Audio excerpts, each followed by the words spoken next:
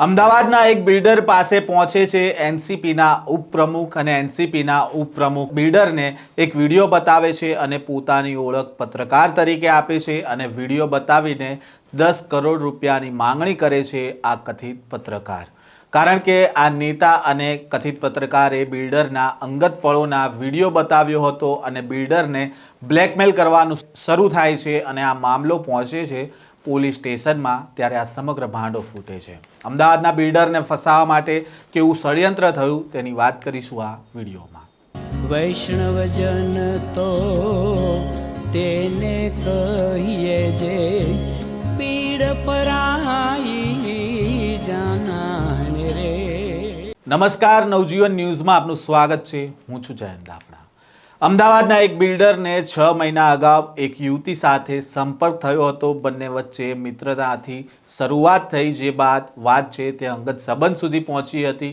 યુવતીએ આ એક ઘરમાં બિલ્ડર સાથે શારીરિક સંબંધ બાંધ્યા હતા, જે બાદ એનસીપી ઉપપ્રમુખ અને કથિત પત્રકાર અશ્વિન ચૌહાણે બિલ્ડરનો સંપર્ક કરી તેને વોટ્સએપમાં વન ટાઈમ વ્યૂમાં એક નાનકડો વિડીયો મોકલ્યો, જેમાં બિલ્ડર યુવતી સાથે અંગત પળો છે તે માળી રહ્યો હતો। અશ્વિન ચૌહાણે આ વિડીયો સુનીતા રાજપૂત નામની યુવતીએ આપ્યો હતો અને તે વિડીયો છે તે આ બિલ્ડરને બતાવવામાં આવે છે અને લાંબા સમય સુધી અશ્વિને આ બિલ્ડર સાથે વાતચીત કરી અને આ વિડીયો સમાચારમાં ન ચલાવવા માટે 10 કરોડ રૂપિયાની માંગણી કરી। આ વિડીયો બાબતે જે વાતચીત કરી અને થોડા સમય અગાઉ અશ્વિને છેલ્લે 7 કરોડની માંગ કરી અને બિલ્ડરે પૈસાની સતત માંગણીથી કંટાળીને પોલીસ સ્ટેશન પહોંચે છે અને આ મામલે ફરિયાદ આપે છે અને આ ટોળકી જેલના સળિયા પાછળ ધકેલાય છે। પહેલાં તો આ સમગ્ર બનાવને લઈને શું કહી રહ્યા છે અમદાવાદ સાયબર ક્રાઇમ બ્રાન્ચના અધિકારી, તેમને પણ સાંભળીએ। અમદાવાદ સાયબર ક્રાઇમ ખાતે એક ફરિયાદ નોંધવામાં આવી હતી, જેમાં ફરિયાદી વિગત જોઈએ તો જે ફરિયાદી છે એમનો આજથી 4 થી 5 મહિના પહેલાં જે પકડાયેલા આરોપી છે એમને એમની જાણ વગર અને એમની સંમતિ વગર એક અંગત પળોનો વિડીયો, જે ઓબ્જેક્શનેબલ વિડીયો છે એ બનાવી અને ત્યારબાદ જે ફરિયાદીનો છે એને રિસન્ટલી એમનો કોઈ અનનોન નંબરથી પહેલાં એક વન ટાઈમ સી કરીને આ વિડીયો મોકલવામાં આવ્યો હતો અને પછી એનો સંપર્ક કરીને કહેવામાં આવ્યો હતો કે આપની એક મેટર આવી છે, અગર સોલ્વ કરવી હોય તો આપ રૂબરૂમાં મળી જાઓ। પછી ફરિયાદીને જે આ એક પકડેલા આરોપી છે અશ્વિન લક્ષ્મીકાંત ચૌહાણ, જે પોતાને સત્ય ન્યૂઝના તંત્રી તરીકે ઓળખ આપે છે અને એના તંત્રી છે, એમને ફરિયાદીનો સંપર્ક કર્યો હતો અને ફરિયાદીને રૂબરૂમાં મળી એના મોબાઈલમાં એક વિડીયો દેખાડ્યો હતો અને કહ્યું હતું કે જે આ એક અમારા સોર્સે આ વિડીયો આપેલો છે, અગર આપે આ વિડીયો વાયરલ ન કરવો હોય સોશિયલ મીડિયામાં, કે અમે આના વિરુદ્ધમાં ન્યૂઝ ન છાપીએ તો એના માટે 10 કરોડની માગણી કરી હતી એમની પાસેથી।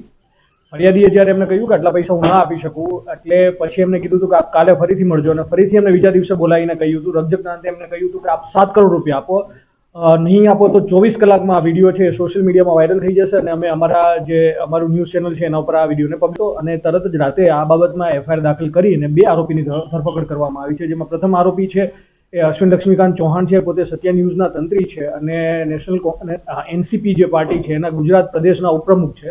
આ ઉપરાંત બીજા જે આરોપી છે જે સુનીતા ઉર્ફે એની રાજપૂત, એ આ જે ષડયંત્રના મુખ્ય માસ્ટરમાઇન્ડ છે। આ વિડીયો જે છે એમના ઘરે જ એમને એક સ્પાય કેમેરો લગાવીને બનાવેલો હતો અને એક એમના બોયફ્રેન્ડ જે હાલમાં ફરાર છે પરમજીત સિંઘ ઉર્ફે બિન્ની સિંઘ, જે એક જીમના ઇન્સ્ટ્રક્ટર છે, એમને બેને મળીને આ કાવતરું રચ્યું હતું અને પછી એમને સંપર્ક કર્યો હતો આ અશ્વિન ચૌહાણનો અને એમના થ્રુ આ જે 10 કરોડની જે ખંડણી છે એમની પાસેની માંગી હતી। તો આ ગુનામાં બંને આરોપીની ધરપકડ કરવામાં આવી છે। વિડીયો કોની સાથે બન્યો છે, કઈ જગ્યાએ બન્યો છે અને એનો આશય શું હતો?